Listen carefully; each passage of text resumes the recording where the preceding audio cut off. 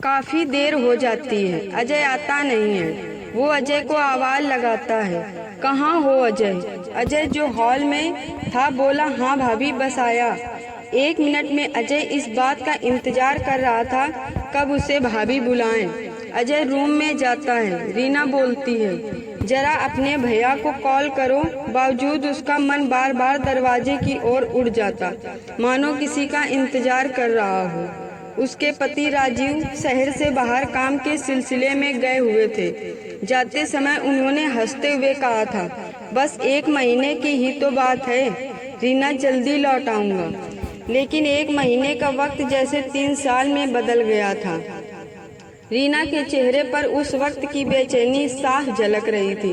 दिल बार बार धड़क उठता और उसकी आंखों में वही सवाल था, कब आएंगे वो? उसे लगा अब और नहीं सहा जाएगा। भाभी, आपने कल ही तो बात की थी, आज फिर? रीना ने हल्की मुस्कान दी, लेकिन उसकी आंखों में छुपी तड़प झलक गई।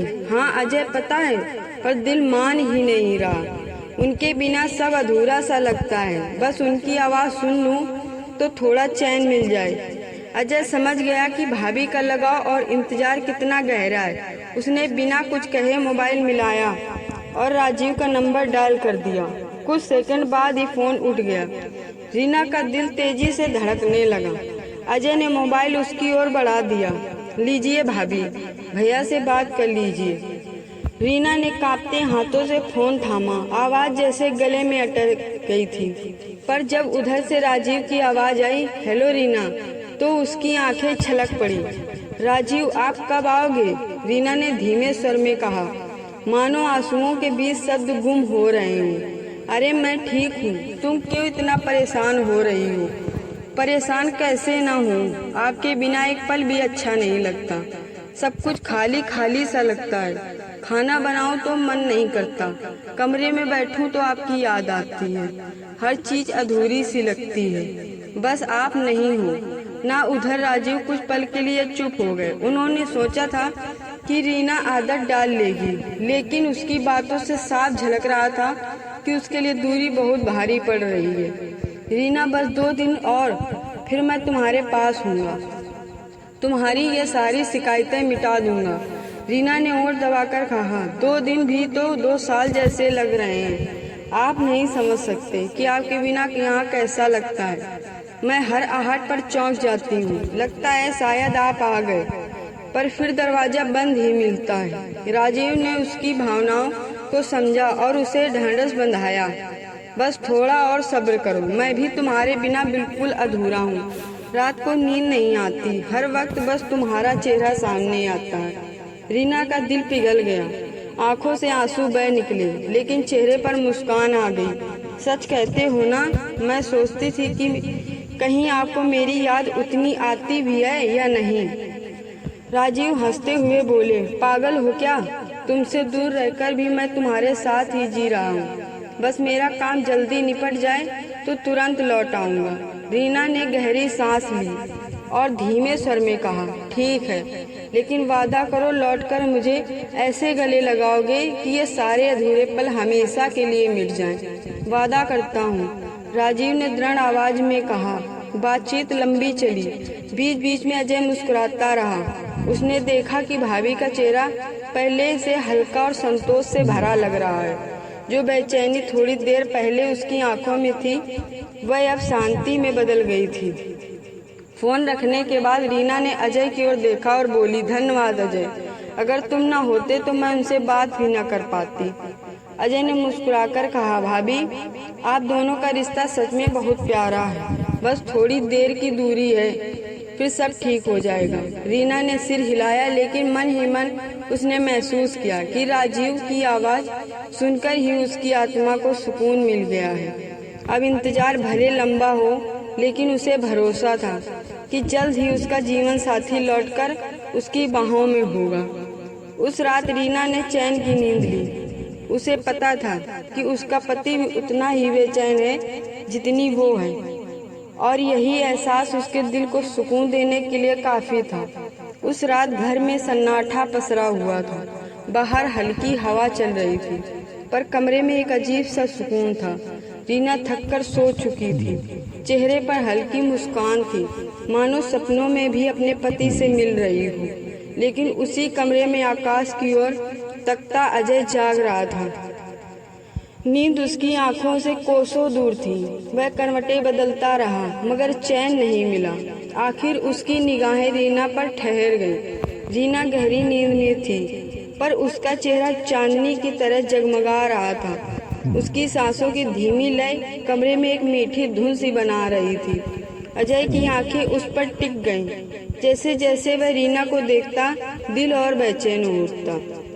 क्यों ऐसा हो रहा है? क्यों मैं सिर्फ इसे ही देखता जा रहा हूँ? उसके मन ही मन सोचा। रीना का चेहरा उस वक्त मासूमियत से भरा था। उसके माथे पर बिखरे बालों को देखकर अजय के मन में एक अजीब सी ख्वाहिश उठी कि उन्हें धीरे से हटाए, पर उसने उसके पास जाकर धीरे से बाल पीछे कर दिए। वह जानता था कि यह सही नहीं है। वह खामोशी से बस उसे निहारता रहा। हर बार जब रीना करवट बदलती, उसके चेहरे पर आती हल्की सी झलक अजय के दिल की धड़कन बढ़ा देती। उसकी आंखें जैसे कह रही हों, तेरे बिना सब अधूरा है। अजय ने गहरी सांस ली। समय जैसे ठहर गया था। घड़ी की सुइयां चल रही थी, लेकिन अजय को लगता था हर पल रीना के चेहरे पर ठहर गया है। वह चाहता तो आंखें मूंद लेता, लेकिन नींद कोसों दूर थी। आखिरकार उसने चुपचाप तकिए पर सिर रखा और अपनी बेचैनी को दबाने की कोशिश की, मगर दिल अब भी मान नहीं रहा था। आंखें बंद होने के बावजूद रीना का चेहरा उसकी सोच में घूम रहा था। अगली सुबह अलार्म की तेज आवाज से अजय की आंख खुली।